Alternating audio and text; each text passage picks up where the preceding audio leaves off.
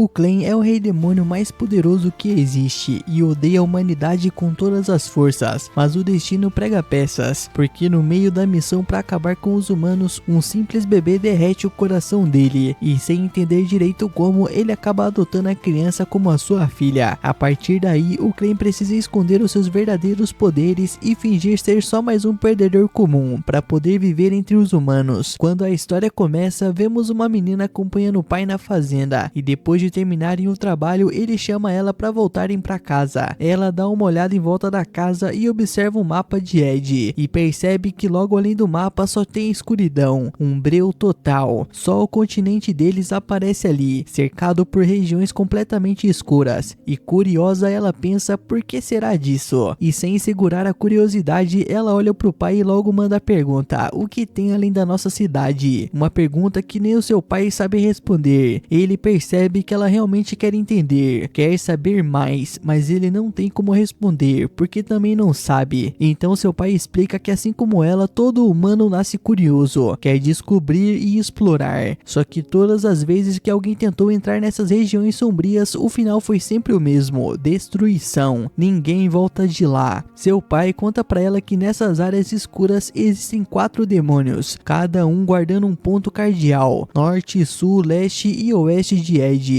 Todos os grupos enviados para tentar descobrir o que tem além foram dizimados, ninguém sobreviveu. Ela fica chocada, e isso significa que é algo realmente perigoso. Mesmo assim, isso não muda nada para ela. O pai diz que enquanto esses demônios não forem derrotados, ninguém vai conseguir descobrir o que existe por lá. Todo problema tem solução, ela pergunta. Então qual seria o desse? Então ele continua explicando que existem tesouros lendários usados por heróis nas batalhas. Só quem possui essas armas, essas espadas mágicas, conseguem enfrentar os demônios. E sem encontrar um verdadeiro herói, a vitória é impossível. Nisso a menina se empolga, ela quer ser uma heroína, ela quer lutar, e acredita que se conseguir a espada de Raiden, vai conseguir lutar também. E quando vencerem, finalmente vão poder ver o mundo além do mapa, e descobrir o que existe nas sombras. Anos então se passam, Alicia não é mais uma garotinha, agora ela faz parte do grupo dos heróis escolhidos. De olhos fechados, ela respira fundo, e os abre dentro de uma carroça que os leva até os limites da cidade. Ela segura um colar no pescoço e pensa no pai. Finalmente chegou a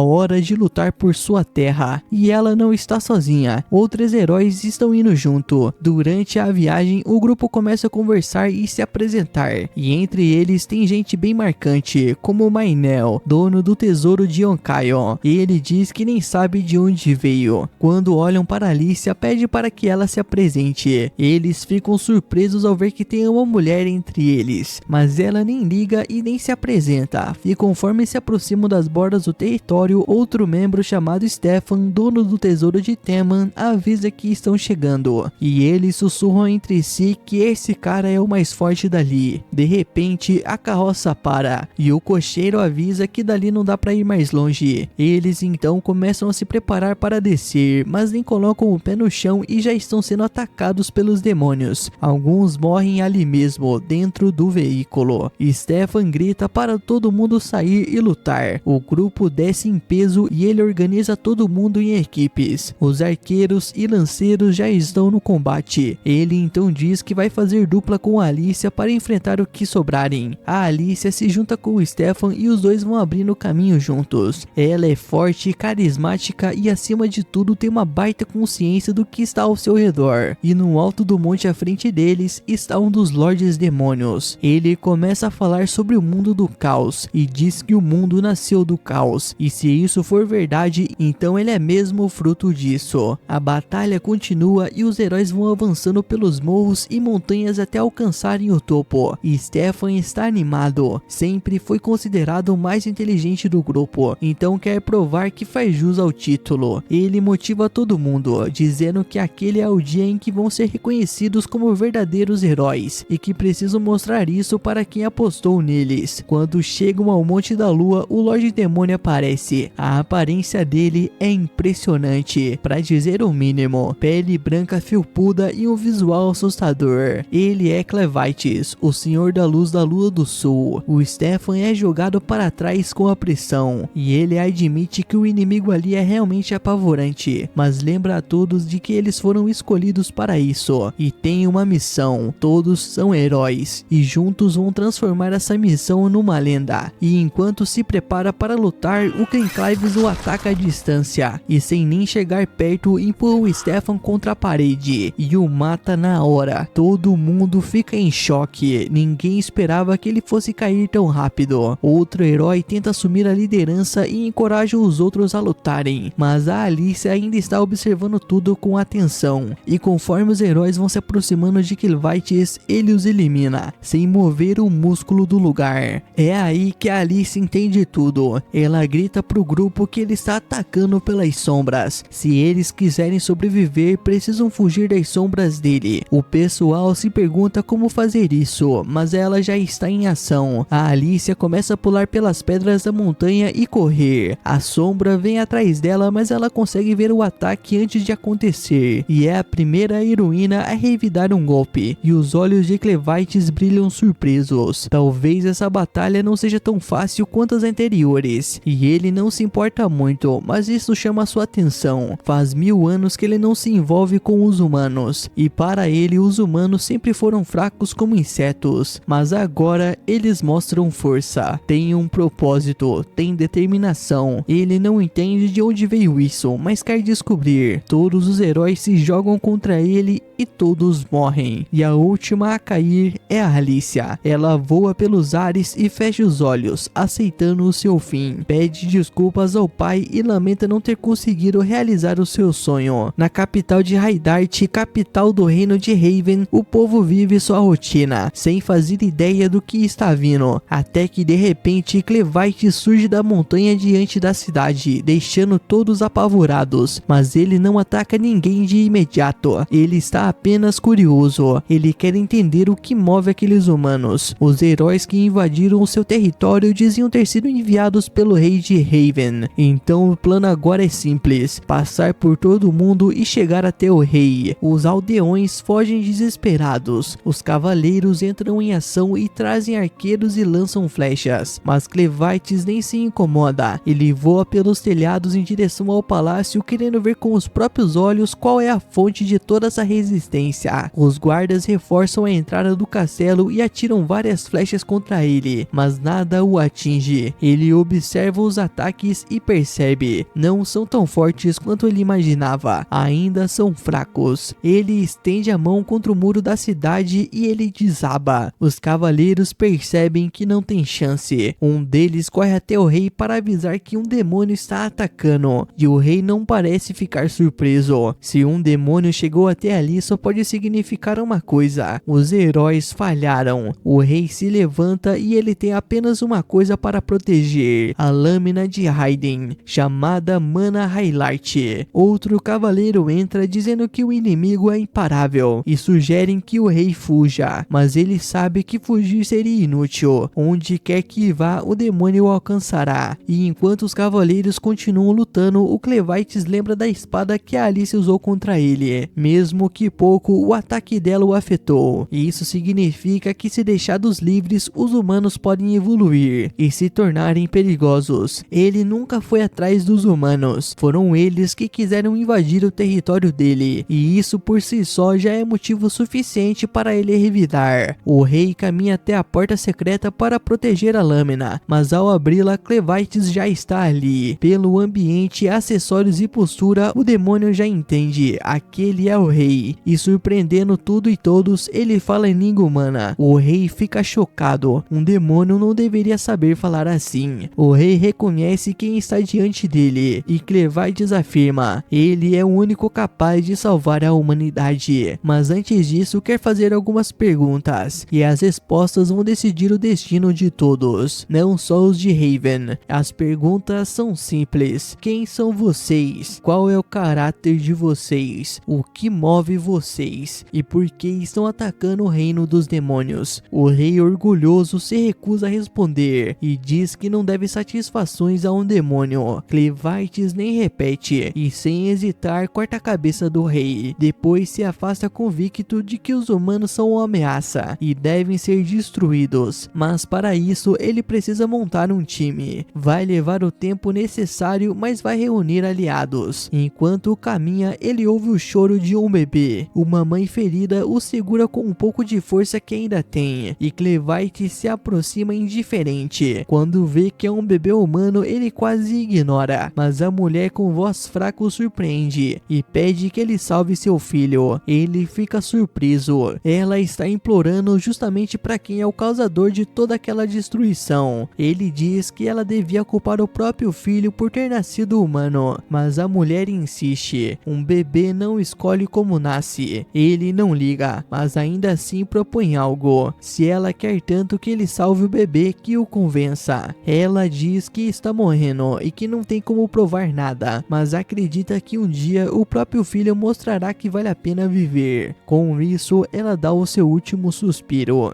Clevites pega o bebê nos braços. Ele não está exatamente convencido, mas já que a mãe afirmou que a criança provaria o seu valor, ele pensa que não deve demorar tanto assim para um humano crescer. Então decide observar o que o pequeno se tornará. Enquanto isso, nesse reino gigantesco, existem 5 raças humanas espalhadas por esse mundo. A principal são os Doom, que são maioria. Depois vem os Orgites, corajosos de dar inveja, que ainda têm chifres na cabeça. Logo atrás estão os Ladens, que basicamente são os antissociais, não curtem papo com ninguém de fora. Depois aparecem os Benti, que têm toda a cara de bandidos demoníacos, mas na real são super poderosos. Por fim, os Aidan, que se parecem bastante com humanos comuns e são a menor raça de todas. Mesmo assim, são os mais sábios e dominam a técnica de criar armas com aranocita. Só que esse truque secreto fica guardado só com a família real. Como sabedoria é tudo que eles têm para oferecer, vivem vendendo essas armas pros Doom. Também existem umas feras sinistras, negras, com 9 caudas, tipo Kurama de Naruto. Lá no fundo das montanhas Luna, uma dessas feras gigantes, Clevites, espanta uns bichos menores que estavam prontos para devorar um bebê. Assustado, o bebê começa a berrar. Clevites, preocupado que o bebê já está passando da validade, se enrola nele, pensando num jeito de calar aquele berreiro. Ele encosta a pontinha da unha na cabeça do bebê, e pronto, o bebê apaga. Enquanto encara o neném, Clevites já imagina o presentinho fedorento que está por vir. E não erra. Pouco depois o bebê acorda e começa a chorar de novo. Irritado, ele pega o bebê no colo para achar uma solução. A solução? Joga o bebê num buraco. Calma, não é o tipo de buraco que você tá pensando. É só uma cova cheia de insetos. Mas não são insetos perigosos. São aqueles que comem cocô.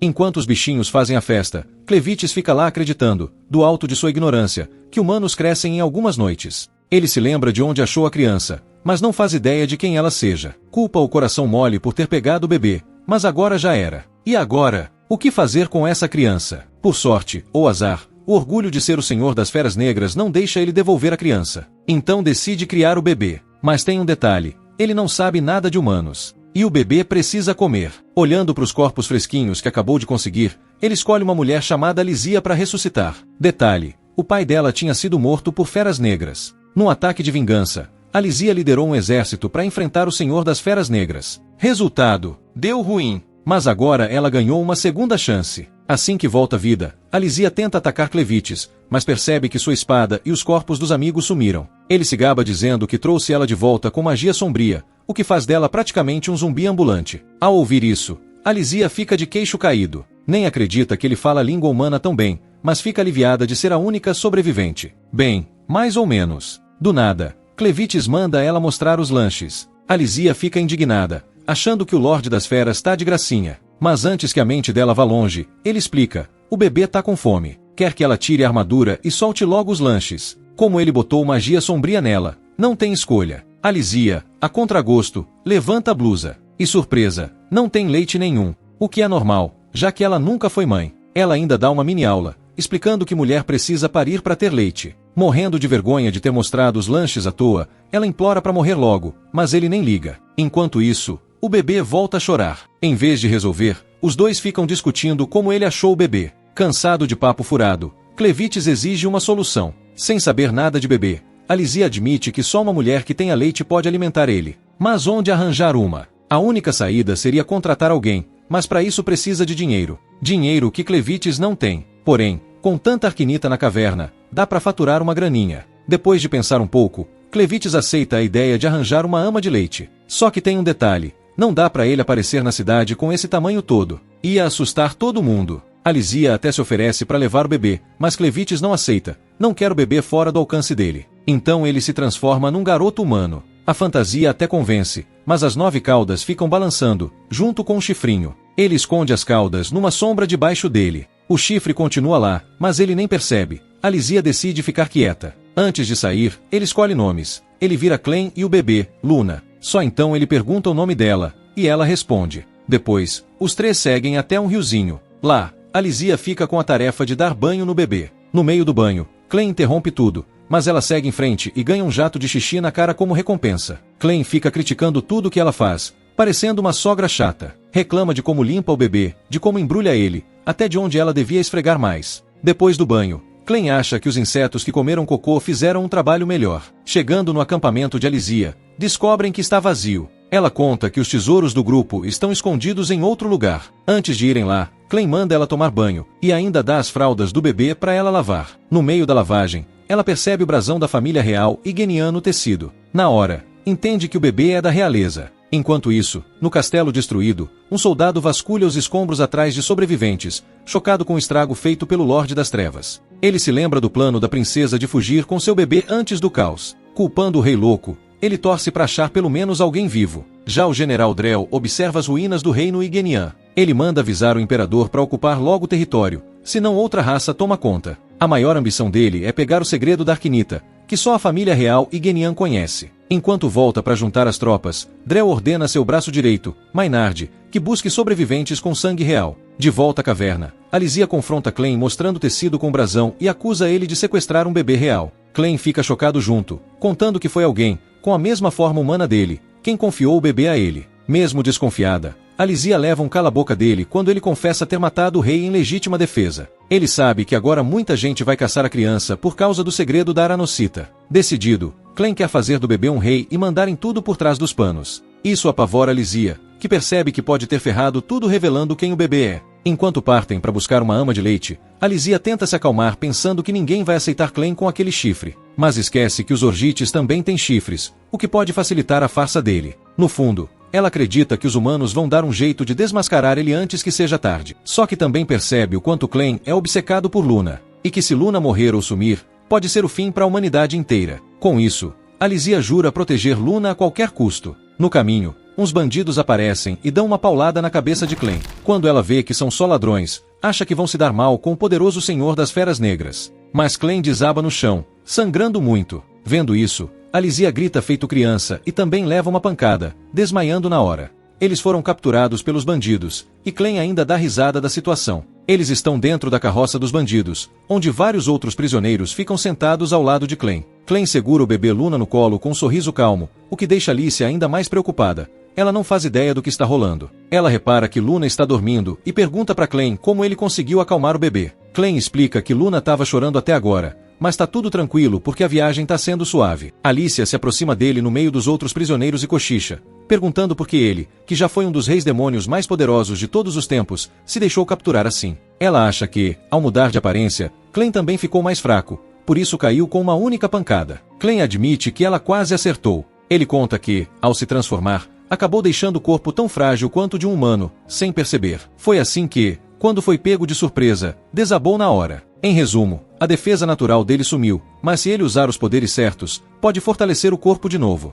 A questão é, por que ele ainda não escapou dessa confusão? Clem diz que, disfarçado de humano, quer esconder seus verdadeiros poderes até Luna se tornar o próximo rei, por isso tá deixando tudo rolar assim mesmo. Além disso, Clem quer entender melhor o mundo dos humanos, inclusive porque aquelas pessoas pobres foram sequestradas. Percebendo quão perdido ele é, Alice explica direitinho que eles e o resto foram capturados por bandidos, que provavelmente querem vender todo mundo para mercadores de escravos. Mesmo assim, ela pede para Clem não julgar todos os humanos por causa dos bandidos, já que eles são o pior tipo de gente. Logo depois, a carroça chega à base dos bandidos, e os prisioneiros são separados em dois grupos, homens de um lado, mulheres e crianças de outro. outro. Um dos cativos tenta fugir, mas o chefe dos bandidos, Darn, até sorri, sabendo que o coitado assinou sua sentença de morte. Com o exemplo dado, Darn avisa todo mundo para não tentar fazer a mesma besteira. Depois ele vira para Alicia e manda ela ir com ele. Clem fica parado, pensando no que fazer, quando aparece uma mulher chamada Car, que parece ser a responsável pelas mulheres e bebês dentro desse esquema de tráfico humano. Vendo Clem parado com um recém-nascido no colo,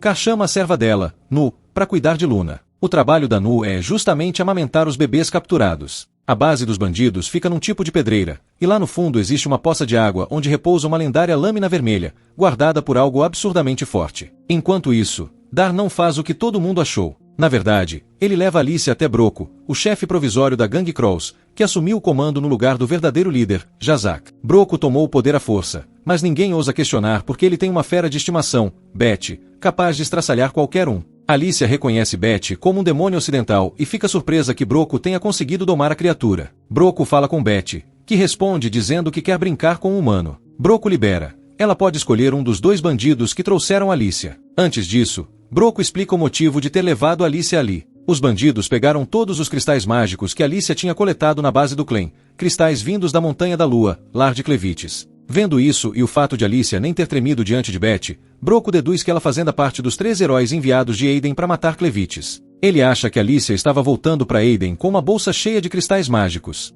E solta a bomba. A capital real já foi destruída por Clevites. Só que para ele, isso não é má notícia. Ele mostra uma espada avermelhada, a Mana Idlart, que só a realeza de Aiden sabe forjar. Claro, a espada dele é falsa, e a gangue vende essas cópias para otários que não sabem a diferença. Agora que a família real sumiu do mapa, o preço dessas espadas falsas vai disparar. Uma mina de ouro para a gangue. Mas Broco quer mais. Ele quer a espada original, a mais pura de todas, forjada pelos reis de Aiden e passada para os heróis. Ele acredita que todos os outros heróis morreram pelas mãos de Clevites e que Alicia só escapou porque largou os companheiros para trás. Ele pressiona, querendo saber onde está a arma dela e as armas dos outros 12 heróis mortos. Como Alicia não fala nada, Broco manda Darn e Sat levarem ela para a base do Clevites para caçar esses tesouros. Darn até sugere que eles peguem outro tesouro que já está no radar deles, mas Broco insiste no plano original. Ainda dá carta branca para os dois se divertirem com Alicia antes de partir, para garantir que ela não vai criar problema no caminho. Enquanto isso, Clem está trabalhando como garçom na pousada dos bandidos,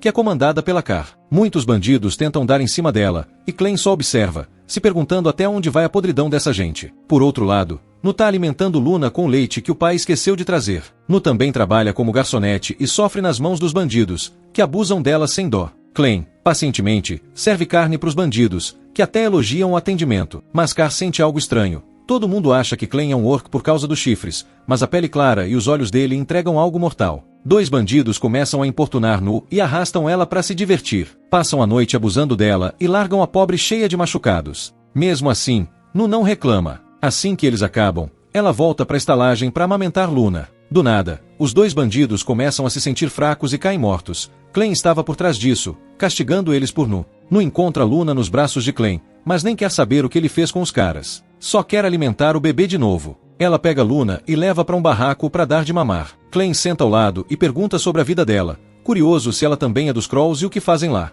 Nu tenta parar, mas ele insiste para ela falar. Ela conta que sempre viveu ali. Nunca teve pai, só a mãe. Mas, quando criança, nunca viu o rosto da mãe, só as costas. Sabia que a mãe era escrava porque espiava os homens abusando dela. Quando tinha 12 anos, a mãe sumiu. Não sabe se morreu ou fugiu. Só lembra que, no dia que sumiu, uns homens vieram bater nela. A partir daí, a vida virou um inferno. Apanhava todo dia, vivia como bicho, até conhecer Ciscar. Car mostrou que, se ela satisfizesse os homens, eles parariam de espancar ela. Então, numa noite, Nu seguiu Car e aprendeu como agradar os homens. Não virou Car, mas a vida melhorou um pouco. Pelo menos agora tem trabalho e consegue alimentar crianças com o leite que sobra. Clem pergunta por que ela tem leite se não tem filho. Ela revela que engravidou, mas teve um natimorto. Enquanto estava grávida, o bebê mexendo na barriga dava força para continuar viva. Mas o bebê nasceu morto, e ela quase se deixou morrer também, achando que assim reencontraria o filho. Só que, de repente, sentiu calor de novo.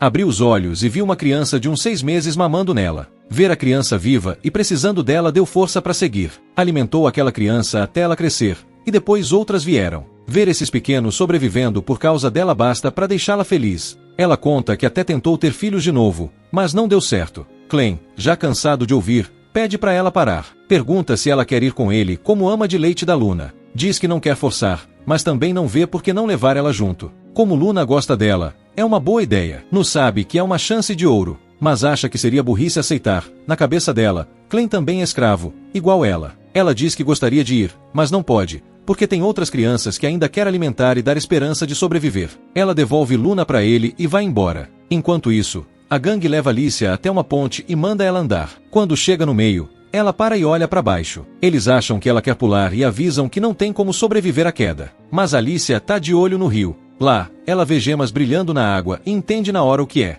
Antes que diga qualquer coisa, eles lembram que aquele é o rio onde o lendário herói Korn morreu. Ela também sabe disso. Um escravo se oferece para mergulhar e pegar o que eles querem, prometendo liberdade para ele e a esposa. A mulher dele implora para ele ir, reforçando a promessa dos bandidos. Mas, quando o cara pula, monstros aparecem e devoram ele. Alicia sabia que a gangue não ia cumprir palavra nenhuma. Aquele lugar é o LB Shaft, cheio de monstros que chegaram há 300 anos numa enchente, e a espada Arventi está lá dentro. Eles só queriam alguém para buscar a espada, o que é impossível. Alicia chama eles de vermes, sabendo que o cara ia morrer e ainda amarraram a corda mal. Eles lembram que ela não tá ali para dar sermão, e que o homem que vai domar ela tá na frente. Ela encara o nojento do Pedo, que pula na ponte para lutar com ela. Ele já imagina rasgando as roupas dela. Antes que chegue perto, Alicia quebra a própria mão, arranca a espada dele e corta a corda da ponte. Ela se joga, conversando sozinha, confiando nas palavras de Clem de que não vai morrer na queda. Será que ela sobrevive? E esse, meu mano, foi o resumo do episódio 1 desse anime aí. E se você quer a continuação, já deixa aí seu like e se inscreve no canal. Também já deixa aí nos comentários a palavra arroz. Dessa vez vai ser arroz. E lembre-se, meu mano, o Dress Animes ama você.